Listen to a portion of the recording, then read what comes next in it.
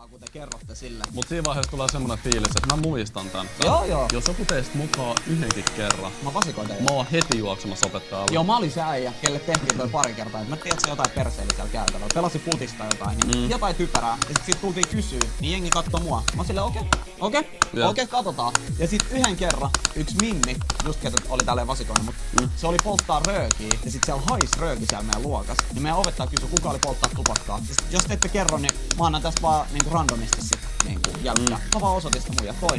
Se oli toi. Se vettiin hemoraidat. Mä ajattelin, että mä olin vaan, sä vasikoit mut, nyt on sun vuoro. Ja karma tulee aina. Joo, sit se reppu tsekattiin, siellä oli röökiaski. Se oli siinä. Bro, se oli siinä. Älä vasikoi mua, mä vasikoin sua. Käytin yläasteella aina nuuskaa oppituntien aikana. Aina vaan pussi huulaa. Joka oppitunti uusi pussi. Ja sille tärisee vaan asia. 100 kiekkoa kuukaudessa. Eräänä kauniina päivänä opettaja huomasi, että huuli pullottaa, kun juttelin kaverille. Hän sanoi, vittu, tulepas Okei, se on varmaan sensuroitu nimi. Tulepas käymään tuolla käytävällä. Tiesin, että jäin kiinni, mutta huomasin, että opettaja meni valmiiskäytävälle, laittoi oven raolleen, joten käytin tilaisuuden hyväksi. Otin sen löysän pallon huulesta, heitin sen äkkiä maahan, tai ainakin luulin niin. Menin käytävälle, juttelin opettajan kanssa, miksi